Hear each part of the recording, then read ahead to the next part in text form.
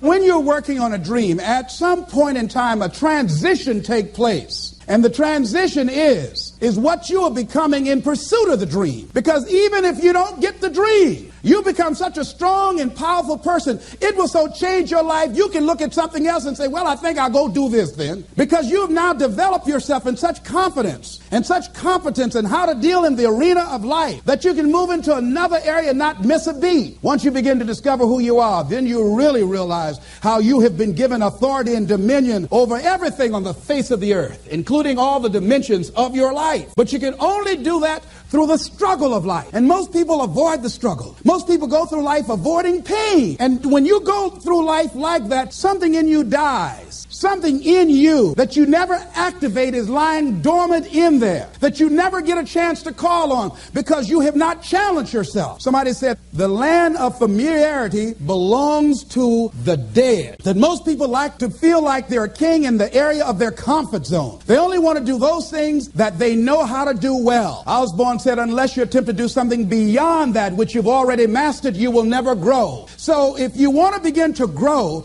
you've got to put something out here that you can't reach easily, that has got to make you stretch, got to make you jump for it, got to make you get back a little bit and dig in so that you can take a leap for it. And maybe you jump up there and you miss it and you skin your knees and you come back again and you bust your lip next time.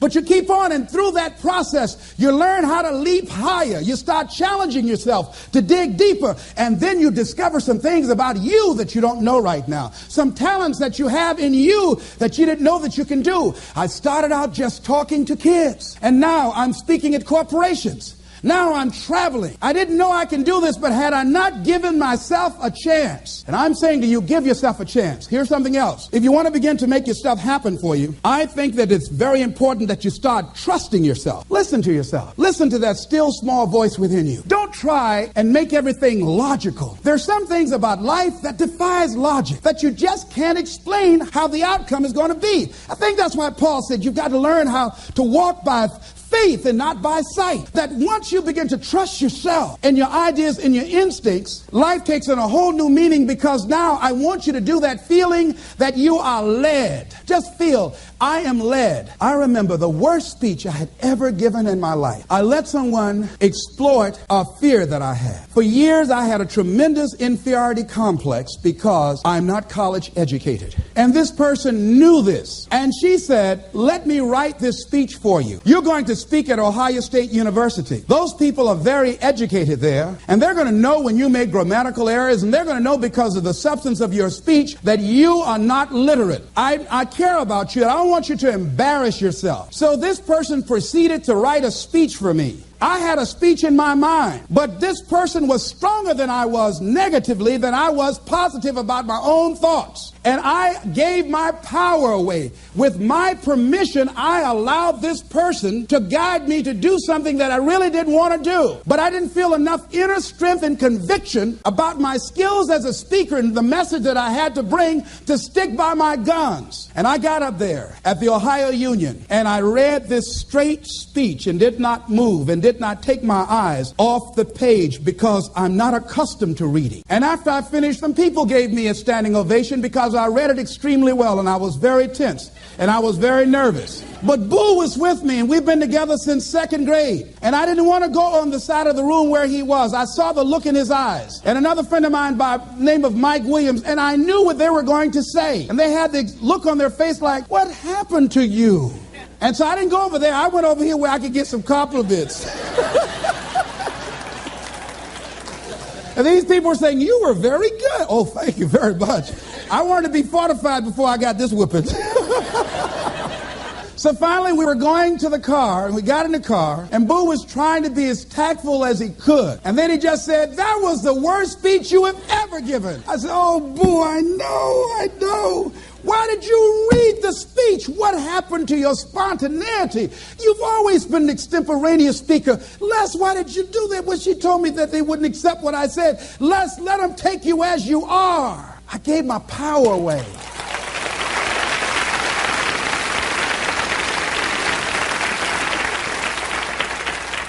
Ladies and gentlemen, don't give your power away. You don't need anybody to approve your dream. It was given to you. If they can't see it, it's because it wasn't given to them. It was given to you. Hold it, nourish it, cultivate it, work on it. It's yours. It's your baby. Work on it until it comes into fruition. I gave away my power, and I said, I'm not going to do that no more. If you've ever given away your power, repeat after me, please. I'm not going to do that no more. Isn't that something good to say?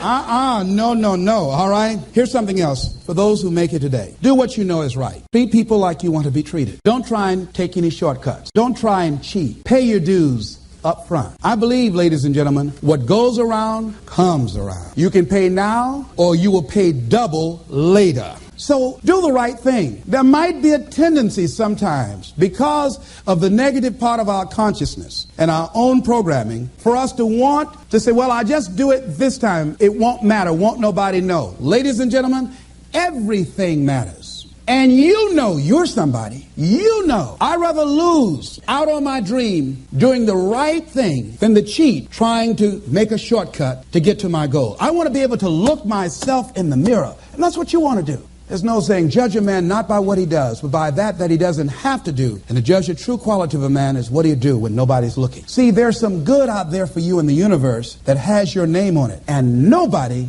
can get your good. It has your name on it. They can't take your stuff. It's your stuff. So when you know that whatever you're seeking, it's also seeking you. You don't worry. You don't run scared. You don't think somebody's going to take it from you. You listen to your inner voice and you always take the high road. There will be the tendency, the natural inclination to take the low road. You must resist that. Repeat after me, please. I will always take the high road. I will always take the high road. And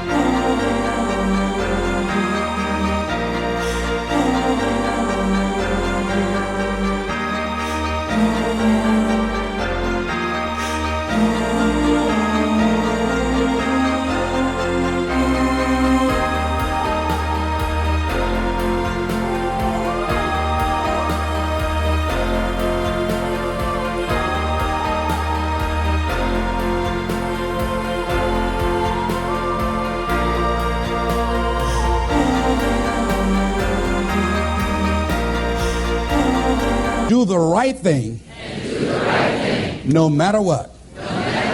Shake somebody's hand on your right and left and say, do the right thing.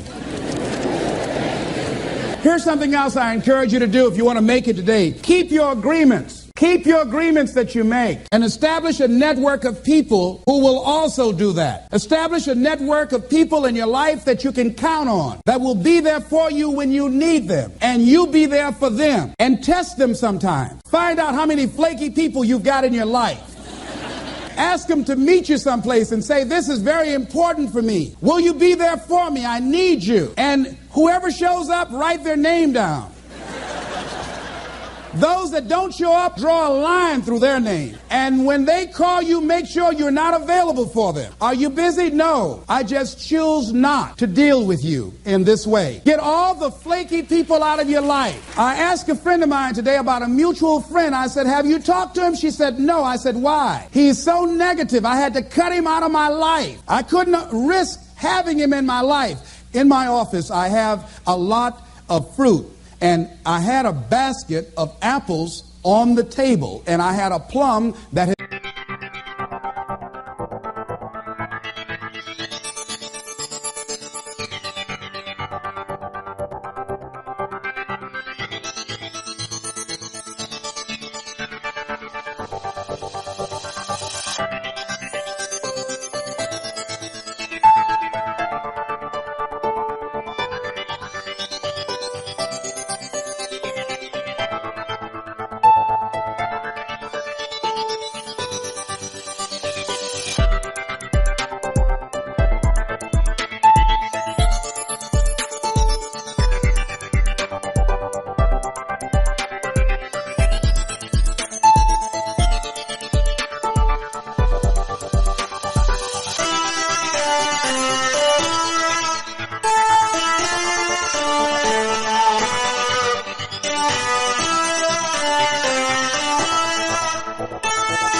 spoil. When I picked the plum up off this granny apple, it left a brown spot. You ever heard said one spoiled apple will spoil a whole barrel? One negative person can spoil your whole life. Leave the flakes alone. People that are seriously not serious. And if you're surrounded by flakes, that tells you who you are. Because like attracts like. Hello? I know you don't like that. I bet you won't applaud that one.